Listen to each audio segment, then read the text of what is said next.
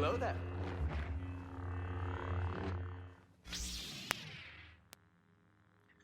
What's going on, everyone? My name is Wolfwool77 and welcome to part 6 of the Spyro Battlefront 2 concept series. So we are of course at the end of the launch hero concept, but that doesn't mean that the two I'm going to cover here will be the last two heroes overall, because I do have DLC concepts in mind. I don't know if I've said it in the past, I probably have, but as you know, in the previous part, we covered the last two launch heroes for the light side, who were Hunter and Bianca, in which you guys will be able to check that through the link in the description below, and the card I will have at the end of the video. But in this video, we are going to cover the last two for the launch concept of the dark side, and that is going to be the Sorceress and Red. So we're going to go over the same details as always, except for emotes and victory poses, which will be for a future video. But after this video, we are going to go over things such as what maps could we see, or what modes could we get, as well as generally base classes for regular troopers and so forth. But as mentioned, there will be more heroes, but not until a little bit later on down the road of this series, essentially. So I think without further ado, we'll get straight into the first one in this concept, who is going to be the Sorceress. So the base description I have here is: known as the Queen of the Forgotten World, the Sorceress proceeds to capture all the dragon eggs to perfect her magical powers. With these, she could rule as the most powerful sorceress in the world, unless her plans are foiled by the dragons and their companions. So the Sorceress first appeared in Spyro Year of the Dragon in 2000 and was the main antagonist of the game, in which Bianca served under her rule originally, as I mentioned in the previous video, but then turned her back on the Sorceress after finding out what her true plans were. So she's in a way like a similar type of character to Ripto, but they of course have a lot of their differences, and from memory, I've only ever seen her in the one game. She's probably appeared in other games before. I don't know, because I haven't played every single Spyro game. But yeah, so the base health I've got here for the Sorceress is going to be 700, and the health regain is simply going to be at 200 health. And then in terms of appearances, there's only one appearance I have here, and that's the image you guys just saw before, which is the default appearance that I'm going to call Queen of the Forgotten World. Hence why I said in the description she was known as the Queen of the Forgotten World. And then when it gets to attacks, the primary attack is going to be spellcasting / combat. So maybe you could toggle in between, because my aim button at the moment is energy blasts. So that can change later on, but yeah. But back to appearances real quick. The Queen of the Forgotten World appearance is the only one I've ever seen for the Sorceress. I don't think she has any other appearances, but if you guys know of any others, let me know in the comments below, and I'll be sure to address that in a future video, because I will definitely be covering another video on additional skins that characters can have. But then we're going to get into the abilities for the Sorceress. So the first one is going to be called Energy Sphere Blast. So this is where the Sorceress fires a sphere of energy that then explodes on impact, spreading its damage to enemies as a splash attack. Pretty straightforward. So it's similar to what I had for Spyro, where it was like a damage over time radial sort of attack, but it's just going to be a giant sphere blast that will do like splash damage, as mentioned at the end. And yeah. Then the second ability is going to be called Defensive Retaliation. This is where the Sorceress casts a spell that allows herself to deflect all incoming damage right back at the enemy for a very short amount of time, giving her a slight chance to make a comeback. So this is why I actually didn't give her a block. She could have a block, but obviously that depends on what you guys think. This is just a rough idea of what she would be like in this concept, of course. But then her third ability I have here is going to be called Discharge. So this is where the Sorceress casts a spell that will disable all active enemy buffs and will partially drain their ability recharges. So this is going to be a useful one, especially in like a heroes versus villains type mode, or something similar to Galactic Assault that we have in Battlefront 2, where you could be with a big group of enemies, disable all the buffs, for example if there was an officer type of character, and you also drain their ability recharges, which can be very useful also. But then we're going to get into the star cards for the Sorceress. So the first star card I have here is, for every 10% of health missing, the Sorceress gains damage reduction, but her health regeneration speed is halved. So this is General Grievous's new card that replaces health on kill, which of course Red and Sorceress have got health on kill, the same as every other hero in this concept. The second card is the Sorceress abilities have shorter cooldowns, and the third one is the Sorceress has increased health regeneration. Those are the three standard cards, and now we're going to get into the cards for her abilities. The first two for Energy Sphere Blast are, Energy Sphere Blast deals increased damage, and the second one is Energy Sphere Blast has a larger impact radius when it explodes.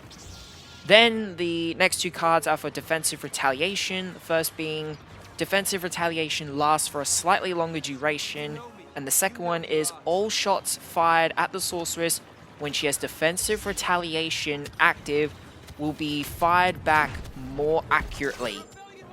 So think of it as Darth Vader has a card and Luke has a similar card also where the deflection is more accurate. Obi-Wan is the most accurate, I would say though, I think, in terms of deflecting damage. So just think of it like that for the Sorceress essentially. And then the final two cards are going to be for Discharge. So the first one is Discharge has a larger radius, and the second one is the effect of Discharge is slightly more powerful. And with those out of the way, that means that's everything I've got for the Sorceress at the moment. As I mentioned, emotes, victory poses, and so forth will be covered in a future video. But now we're going to get into the final villain of the launch concept, who is going to be Red. So, the base description I've got here is, once a Dragon Elder and then brainwashed by the Sorcerer, also known as the Stranger, Red wields magical powers with his staff and grows in lust for revenge against the Council who banished him for his actions. Red is one of the dragon's most formidable foes, who proves to be quite the match. So, I didn't really know much about Red beforehand because I never played A Hero's Tale, which is where Red originated from. But from what I researched, he was a Dragon Elder at first, and then obviously brainwashed, as I said, basically turned his back on the Elders, and then he got banished, and that sort of flicked the switch, and he became a bad guy, essentially. And probably the closest to who the dragons are in terms of knowledge and so forth. That's just how I see it. So in terms of the base health, he's going to have 750 with a 200 health regain, essentially, without any star cards equipped. Then for appearances, I have two at the moment. The first one, his default appearance, which is the image you guys just saw, is going to be called Fallen Elder. So it makes sense for who he is. And then the second appearance I got here is, I'm sort of mixed in between epic and legendary. I'm kind of more legendary because of how he would sound and look. But this one is going to be Mecha Red. So I don't actually know which game this was from, but he did become a mechanical dragon at one point, from what I found. Obviously, like I said, I don't know much about Red, but yeah. Then we're going to get into his attacks. So his primary attack is going to be spellcasting / combat, so same as the Sorceress, and his aim button is going to be the same as every dragon, and that is going to be blocking with his wings. Then we're going to get into the abilities.